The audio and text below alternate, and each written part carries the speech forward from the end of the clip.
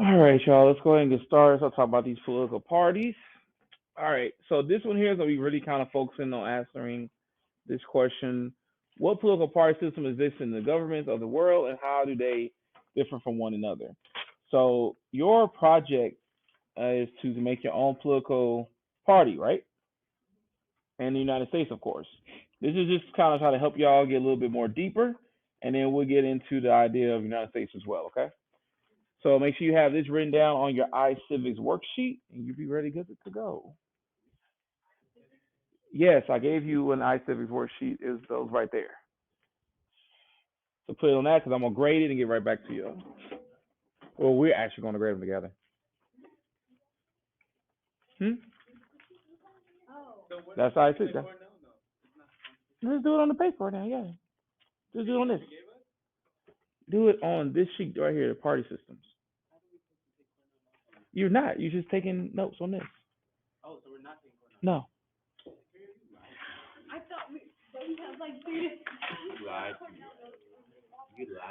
it's okay. Now you got less to worry about. Just make sure you got that essential question written down, and everybody at least got one of them. What political party system exists in the governments of the world, and how do they differ from one another? I'll probably put it like right below your name or something on this sheet. You'll be good. All right, let's get started.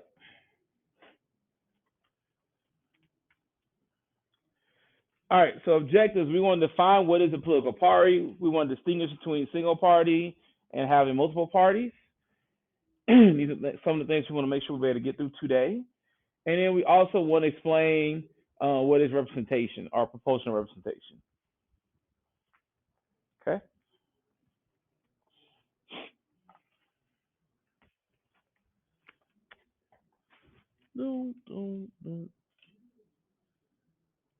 All right, let's get started. All right, so we're going to look at how the United States is really locked into two party systems. So if you remember from U.S. history, and write notes to the side as you feel needed, okay? Or on your sheet here, or even on the back, write notes as you feel is needed. But in the United States, we have a two party system. For the most part, it's two dominant parties. You have the Republican Party, you have the Democratic Party. But the very first president we ever had name was George Washington. And as he was leaving office, he gave a warning saying that one of the detriments to the United States is going to be this idea of political parties and foreign alliances. You with me on that? So if you think about that, you always got to keep in the back of your mind. Was George Washington right with this? Okay. All right. So listen up to this video and let's go. America's third parties think 2016 could be their year, and they might be onto something. After all, in this electoral environment, where the major party candidates have seen historically high unfavorability ratings, some voters may turn to alternatives, like the Libertarian Party's Gary Johnson or the Green Party's Jill Stein. But even if the stars all align for these candidates, the chances of a third party breaking through are slim to none. So the question is, why can't third parties take off? So first of all, why are there only two major parties in the U.S.? So remember, your project is creating your own party, right? So this video is probably gonna help you out. It's been that way for a long time. According to something called Duverger's Law, in a country with winner-take-all elections, like the United States, two major parties are bound to develop. Here's why. Imagine a hypothetical winner-take-all election in which a range of parties receive part of the vote. Here, Party B wins a seat because it received the most votes, even though the majority of voters cast their ballots for other parties, against the winner. Duverger's law predicts that voters will see that outcome and behave strategically in subsequent elections, deserting the weakest party for more viable options. Over time, the weaker parties are squeezed out, leaving behind two major parties. So in other words, you're not always voting for the candidate you like or the one that really represents all of your views. You're voting against the candidate you don't like. Beyond voter behavior, there are Y'all get that? So you're not always going to be voting against the candidate you like, are you? You're more so, and again, most people probably vote against the candidate you don't like, and that's how they vote. I don't like this person, so I'm going to vote for this person. So because I don't like this person. And let's keep in mind this whole idea of our presidents dealing with the electoral college, but we're not there yet. You want to pick a candidate, but sometimes you have both candidates who's bad. So which one I hate the most? I'm not going to vote for that one. But you want to vote for the candidate you feel like is going to most identify with you. So in 2022, we have an election coming up in another month or so, right? So this election gonna have a very big impact because you talk about mostly local areas and also midterm elections. Things like, say, legalization of marijuana in the United States is on the ballot because you got to look at the candidates, right? So some people might vote for the candidate they feel that's most likely or have said they're in support of legalization of marijuana compared to someone that's not. Make sense on that? Just because you look at what's going on in states, things like that. So you want to try to make an informed, consensual, really good vote, but I don't like this guy. I'm not gonna vote for him. I'm gonna vote for the other person. That's common. Be both good, can be both bad. It just depends. Okay. You cool? Okay. Institutional barriers in the current election system that make it difficult for third-party candidates to get more attention and thus votes. Presidential debates are hugely important for candidates looking to raise their national profiles. Just look at what Donald Trump has been able to do this year. But the only candidates that typically qualify are Democrats and Republicans. And who sets up the qualifying criteria? A privately operated group called the Commission on Presidential Debates that's controlled by other Republicans and Democrats. Among other rules, the CPD says the parties must get 15% support in multiple polls to qualify. But as the third parties will tell you, it's tough to poll well when you don't have a large base, you don't get a lot of media attention, and sometimes you're not even included in the polls at all. Libertarian nominee Gary Johnson was only just recently included in polls. And the Green Party's Jill Stein was arrested in 2012 for trying to attend a debate she didn't qualify for. There's also the issue of money. Big surprise, right? Democrats and Republicans typically fundraise like crazy to fund things like campaign appearances, advertising, you name it. But third parties don't have the same sophisticated fundraising operations. And just like voters don't want to back a losing candidate, neither do donors. There is federal funding available, but third parties would have had to reach 5% of the vote in the last election in order to qualify for it, which means even in a year where they could get more support than ever before, they can't do anything about the federal money. All these challenges mean that third parties sometimes define winning differently than Democrats or Republicans do. For them, winning might mean gaining traction in the electorate and giving voice to their party's core principles. Think of third-party candidates like Teddy Roosevelt and Ross Perot, who lost their elections but were able to influence the national conversation. Roosevelt with his progressivism, and Perot with his concerns about the national debt. Third parties have dreams of sitting in the Oval Office. Who doesn't? But they'll settle for raising awareness about their candidates and beliefs. They want voters to know that they're even an option. So this year, they'll hope to build just a little bit more support before inevitably running again in 2020.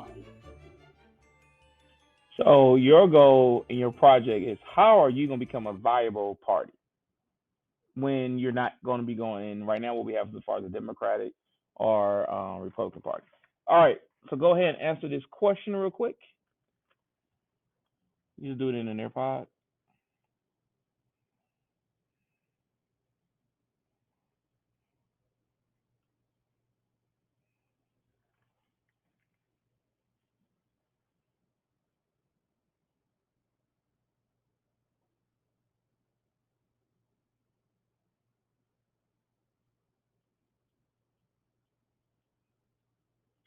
All right. Is that everybody?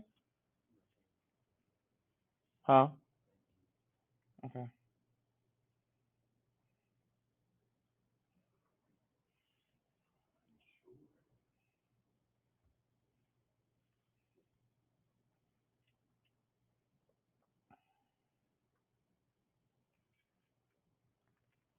All right. So which way did y'all vote? Y'all think it's bad? Okay, that's fine. But let's see, can we fix it? Right? All right, today's lesson, can I get someone to read that for me real quick? Today's lesson, you will learn about different party systems around the world and how the party system in the United States works. So that's what we're doing. We're going to talk about the different party systems around the world, talk about how they work, and what's going on with them overall, okay? As a way to better understand what's going on here in the United States. Everybody got me on that? That's the key thing, as a way to better understand what's happening here. All right. All right, so let's go ahead and read. So you got party systems, and what you have now in front of you is this worksheet right here, right? So let's go ahead and give you about, go ahead and annotate so you can highlight, underline, like annotate the reading. But I'll give you all about, let's see where you are in 5 minutes, okay? Go ahead and read through this and see where you are in 5 minutes, and then we can see if we need more time. Yes, yeah, so annotate this reading, underline, highlight where you feel comfortable with. Go ahead and take about 5 minutes. All right, so now you've already read. That sounds good. Annotated. Sounds even better. Now, you have your worksheets. Is everybody clear there? So on your worksheets, go ahead and answer this right here. Go ahead and check this off on your worksheet. No, do not do it in the Nearpod. Do it on your worksheet, all right? All right, go ahead and get that started. Yes, go ahead and like fill out the ballot, if you will. Still got time. All right, so now you have some time to get through those. And we're going to review them all, okay? Review them all. All right, let's keep going. Now, you're going to go ahead and do the same sheet. Do this one here.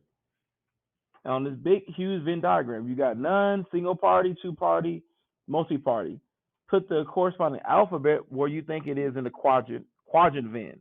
Right clear there? Some of these are going to be in multiple ones, but yeah. So where would A go? So like, so where would B go? Like B's will be on single party. Yeah, it's like a crazy quadra Venn because you got like so many things. Because this is now the crazy thing is this is what party voting is like, right? Is this confusing? So A will be right between both multi-party and two-party, and B is gonna be on single party. Now you guys can do the rest.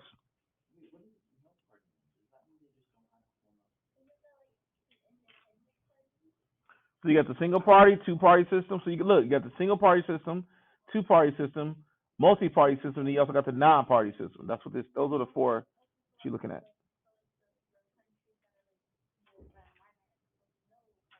Yeah.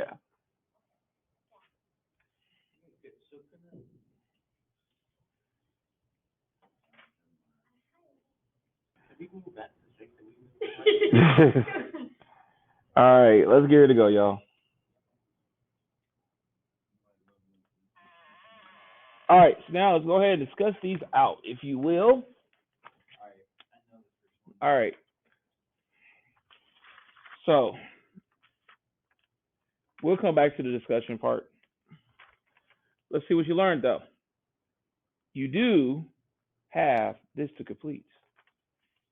Please go ahead and answer these two questions real quick. Based off the reading and what you just did.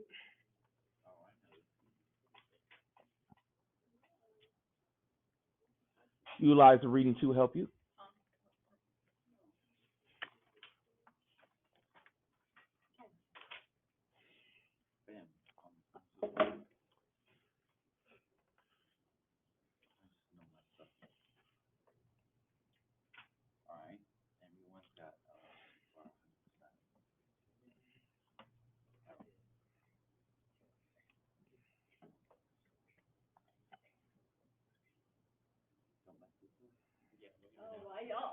I didn't know.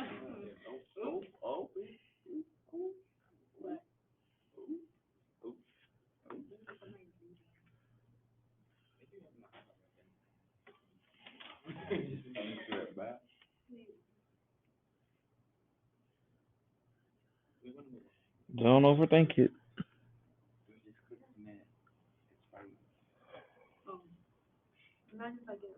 All right. Why is she hot? You see your scores? All right. What's the difference between Congress of the United States and the Parliament in Australia? Keep this in mind when you're doing your project, okay? So what's the difference between Congress in here and that in Australia?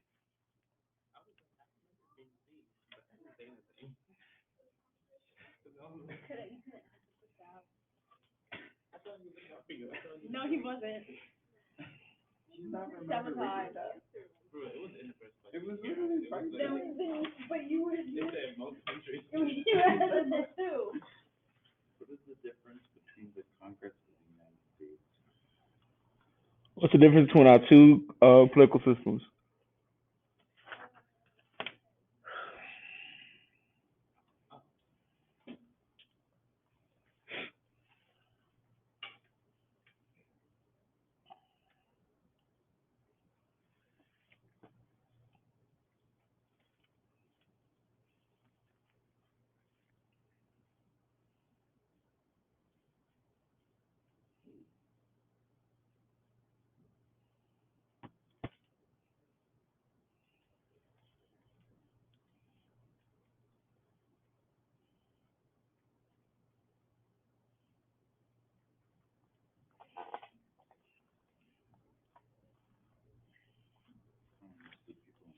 I like the fourth person question.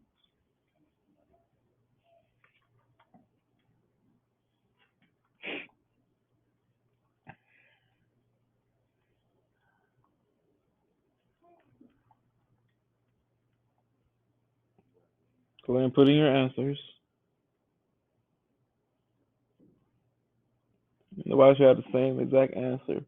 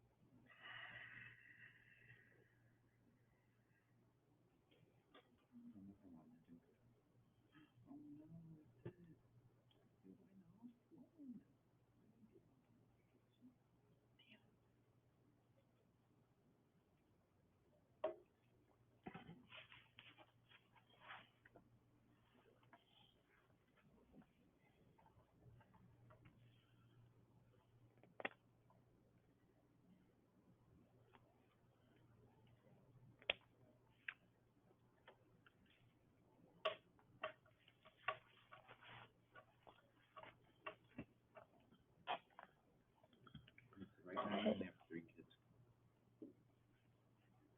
And then you may have Huh? more than So what? you may have 12 more. Yeah. I'll be getting out tomorrow talking to people and stuff.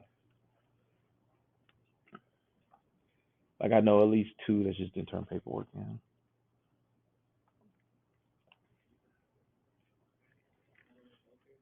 So I'll probably walk them down and get them to turn in paperwork. You got what? All right, go ahead and type in. Go ahead and enter your dissertations. So you ready?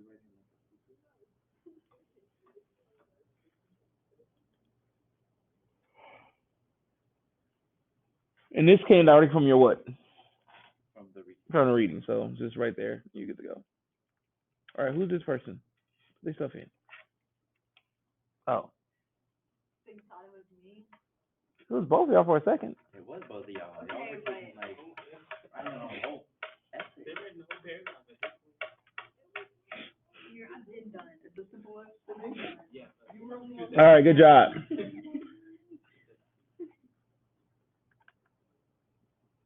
So, y'all see what this person said? Take your devices. I'm sharing them. Yeah. And you can see what this person here said. You just gave it away. You just talk bad about the one you submitted. This is what this person said.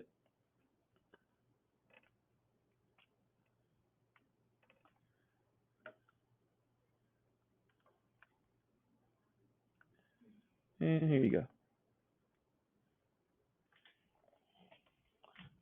All similar, right?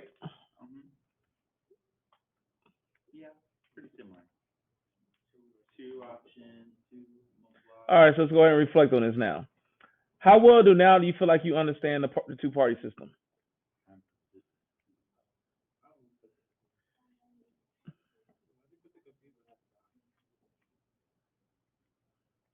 So how do you think you feel now?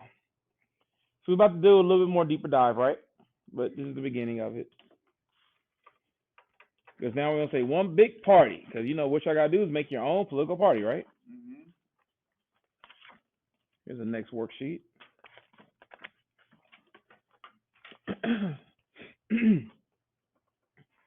So some of you, either you understand or you're still slightly confused, and that's fine because we're not fully done yet. All right, so now go ahead and type in the question, particularly those people that were confused. Type in their question here. Let's see, can we rectify their question?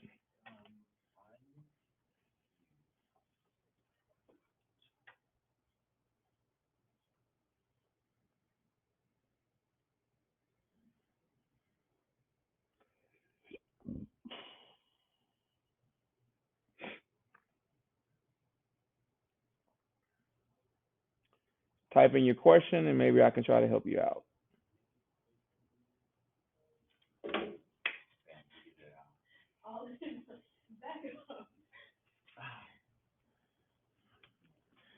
All right. I'm confused about how do political parties choose and find their candidates. Well, they try to find a candidate that they feel they can both represent the party and resonate with the population, right? So, who is, and typically what you see is like, you know how like when people, like in America, how after like the presidential speech, you have somebody come back and give a rebuttal. Those are typically people that's like right on the cusp of maybe getting pushed up. Like Barack Obama was one of those people who did those rebuttals, and he got pushed up from there. Because his idea, like who resonates with the people, who they feel be a good, because whoever the political leader is, they say the president, that's the person typically over the whole party, typically. So they try to go into both ways like that. All right. Is that the only question we got? I have another one. What's your question? Will it ever be possible again, or will it ever be possible, do you think, for candidates besides Republican and Democrat to run for president and actually win the election? I mean, anything is possible. It just depends on if the elected changes. Right now, the elector is very much used to this two-party system, and everybody you brought up in the two-party system. So, and humans don't like change. That's the best way. So, if people want to change, it can change. It's up to the electorate, though. There's independent parties. It's just they don't. There's independent people in Congress. They just they don't have the biggest voice only because they're not part of Republican, Democrat. That's what everybody sees it as. They're still there though. All right. Let's go ahead and move on. Oh, I saw another question. So right before the thank you, we're doing part 2 in a second. All right. The multi-party system, and we're about to do a little bit more on the multi-party system now. So that's good. So we're about to actually go there now. Okay. So we're about to go there now. All right. So you can exit out that near pipe. I'll give you another one. Huh? Oh. Hold on one second. Here I come. All right. So now we're going on to part 2 of this. Worksheet number 2. One big, huge party. And we're going to answer the questions for a party system later. They got some work to do. They got to do it at their hands. So what are political parties and what are their functions in the United States government? So again, this is all meant to try to help y'all get ready for your project and to try to supplement a lot of reading because I'm kind of covering it right now. So just write this maybe at the top on the side of your worksheet. What are political parties and what are their functions in the United States government?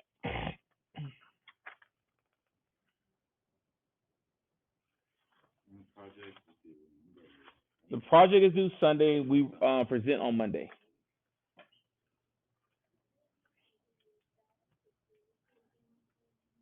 All right, let's go ahead, guys, gals, and folks. All right, let's get started. So how the party system started. So you got to think about, we're about to watch a video, but it really started back in George Washington's cabinet. Everybody got me on that? People just kind of fraction off into parties based on different ideals and beliefs. But here's a little bit more details on how this thing got started. We're here at the Democratic National Convention in Philadelphia, Pennsylvania, and tonight Hillary Clinton will accept the nomination as the Democratic presidential candidate. A lot of voters upset with the Democratic pick are looking to a third-party option, but in the last 163 years, the president has been either a Democrat or a Republican. So how did the United States end up with this exclusive two-party system?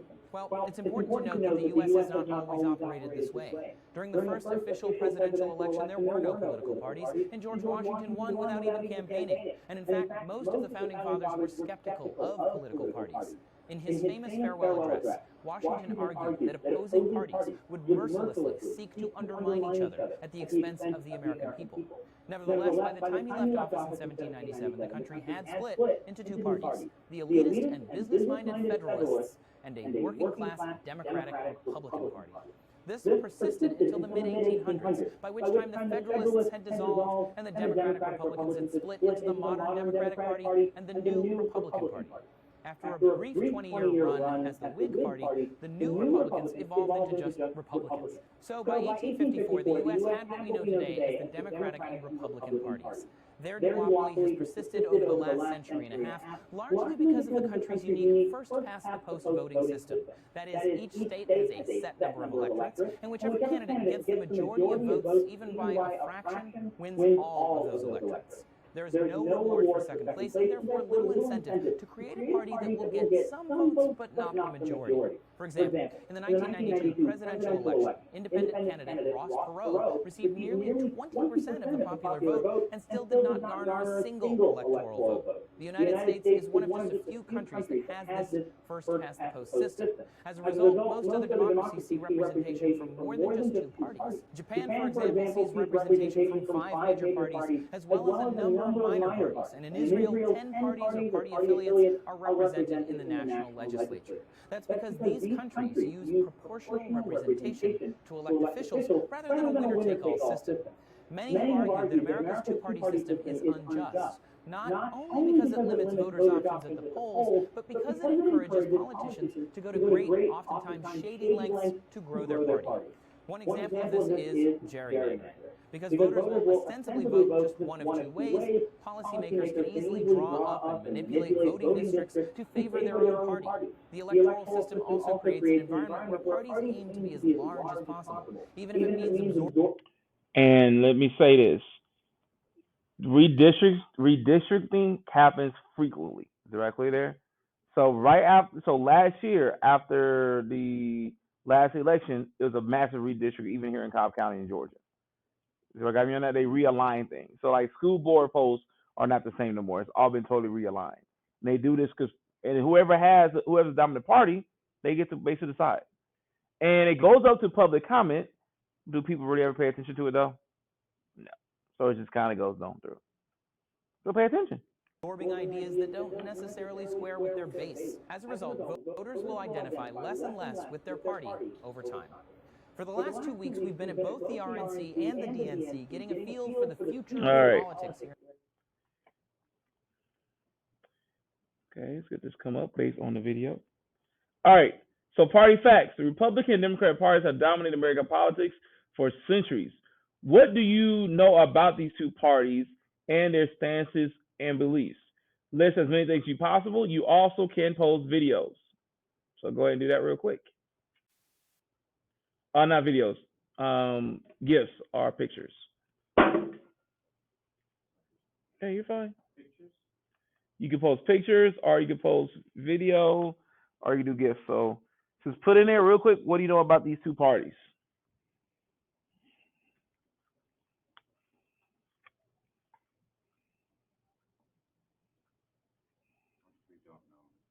If you don't know anything, just put, I don't know anything. You just put the face like this, like, I don't know.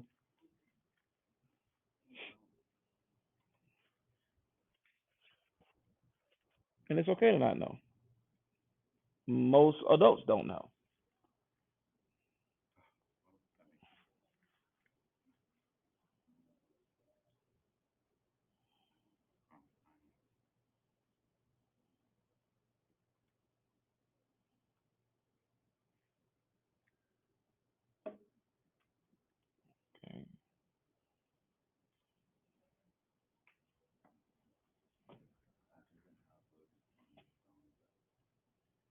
You got some question marks. Well, it's not. It's more of like three emojis, but they turn into questions. Okay.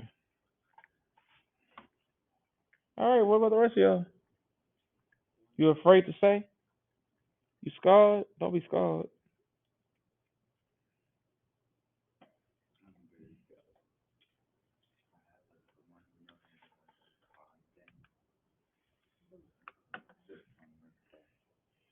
And then I have the one where I split it, and then I have the one.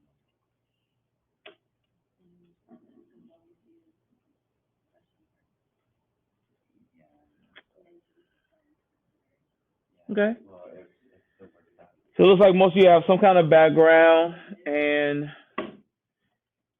understanding some of the stereotypes of what we have with our political parties. Okay.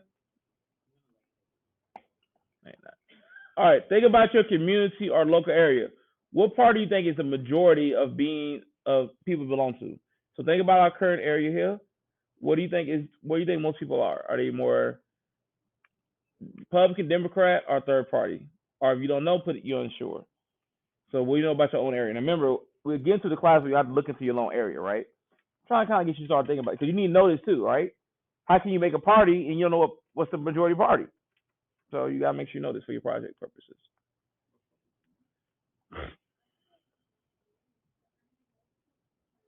And again, you guess and guess. Just guess based on what you understand.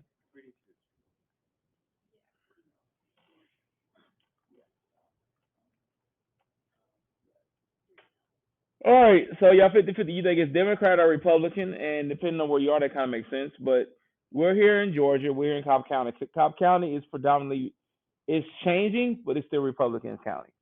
But it is changing. And a lot of the districting they did kind of makes it even more confusing.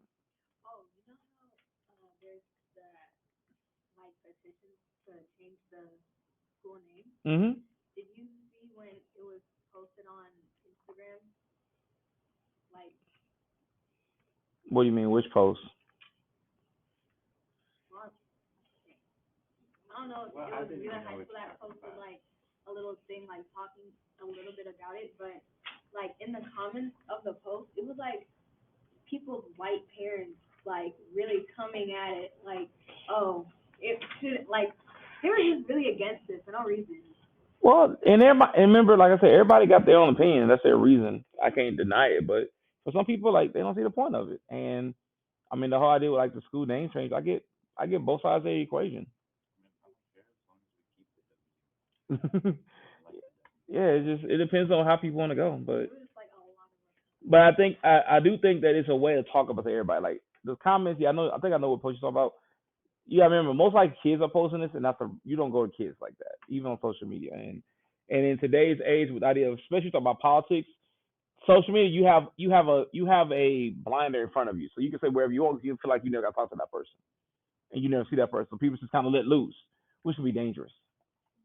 Okay. All right. So party time. Now on the far side, y'all gonna read about these political parties, which is gonna be this one right here. Y'all have the sheet in front of you. One big party. So it's broken up into a couple parts here. You have it's a party. So once we talk about what political parties are, you're gonna read a little bit about the big two as far as the difference between the donkeys and then the elephants. Okay. And then you talk about what's going on with the third parties, the write-in candidates too. Georgia's a big write-in state. So you do a lot of write-ins. And then you talk about their platforms too. So go ahead and just review over this real quick. Give you about 5 minutes and I'll check in with you.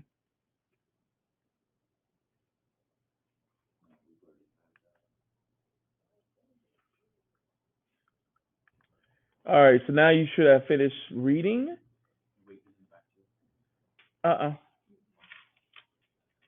Just that first page. Now, read each voter's statement and then go ahead and bubble in where you think they are. Now, on your worksheet, go ahead and do this part here. Read each voter statement. Think where you are. They independent, third party, Republican, Democrat. Where do you think they are?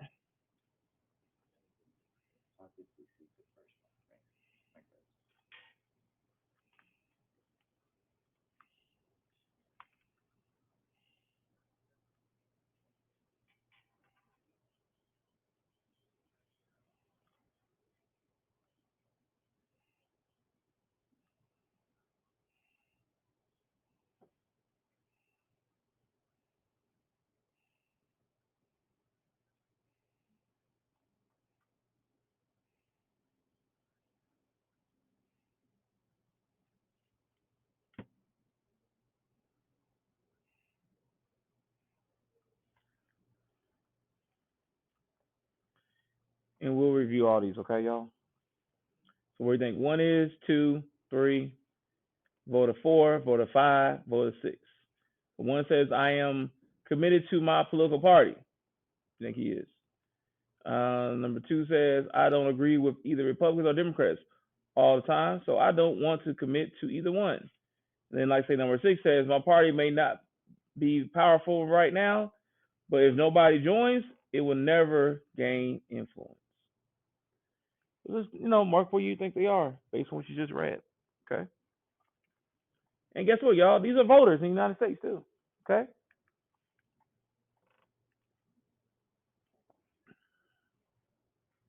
And again, mark all that could apply. They could be going double ways, right? So that's fine. Do that too. All right. Move on to the next one. Now go to this graphic. The U.S. has many parties, but it's considered a two-party system. Draw lines to match the characteristics of the two-party system. So ABC, just draw lines, connect the dots.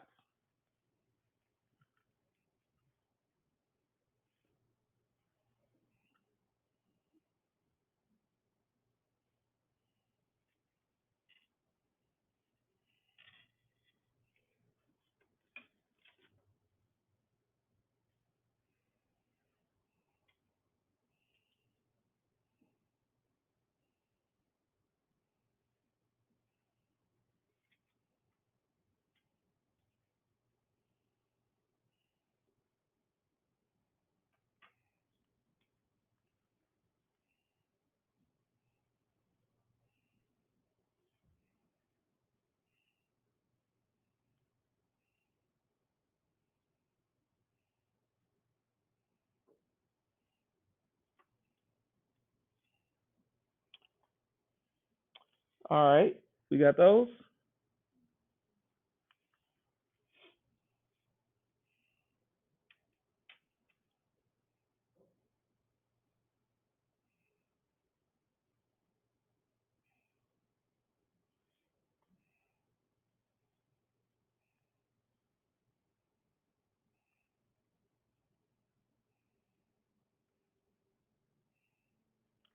All right, let's keep going.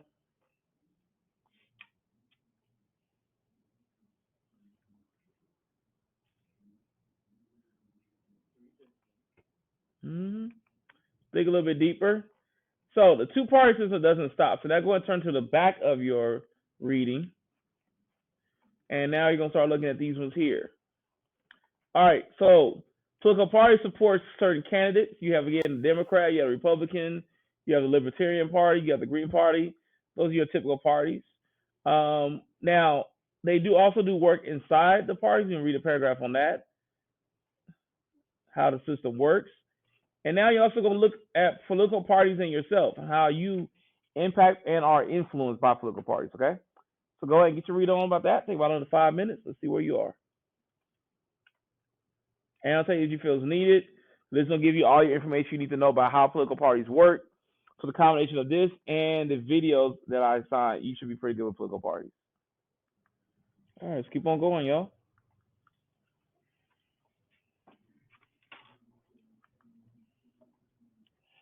All right, so now you can go ahead and make some more, match these key terms with the definitions using what you just read. So draw it back to the background image. What is political party? Write-in candidate, public policy, minority party, third-party system, platform, political views, ballot access candidate, and the majority party. So go ahead and match those with this right here. A, B, C, D, E, F, G, H, I, J. So just write in what they are. This is all based on what you just read.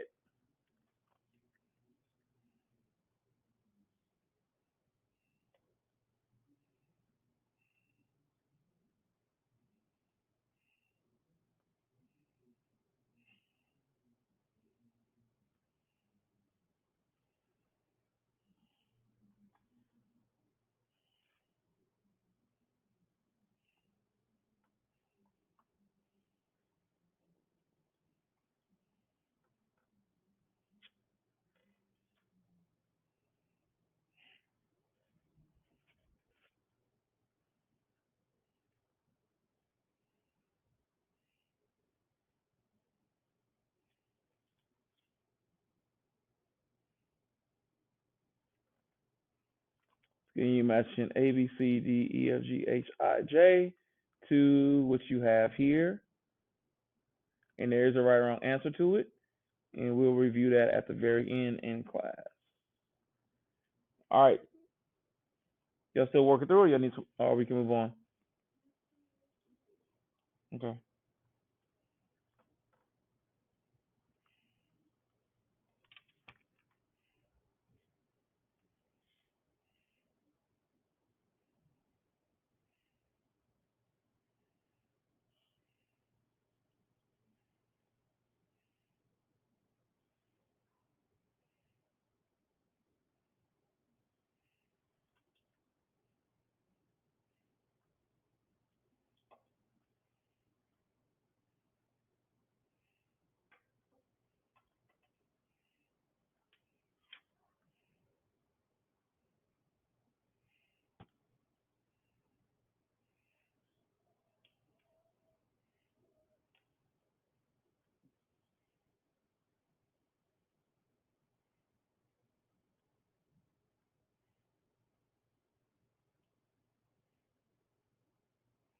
All right, y'all good? Okay, let's go ahead.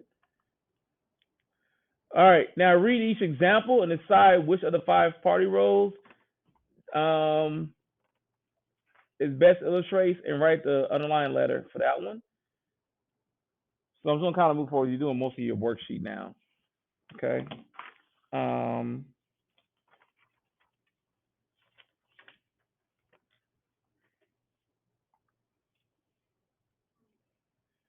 So here you have the 5 big roles of the political parties.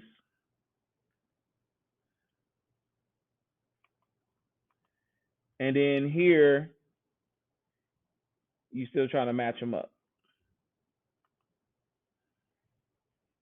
So number 1 is P, just to give you some help, okay?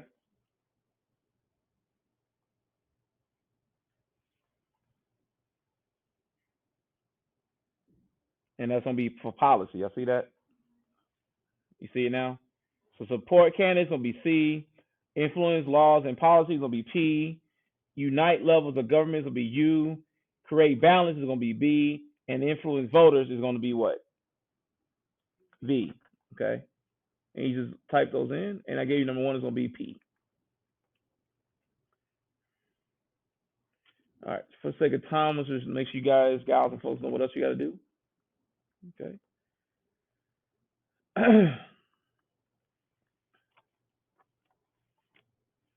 All right. So you're going to do this is your project. Did I got me on that? So you don't have to worry about doing this. You got to make your own career. You got to make your own political party. So everybody can just type NA for this. You don't have to worry about this. Just type NA real quick, because you're making your own political party for your project, which is going to be your grade. Just type NA. All right. So I keep moving on for the sake of time.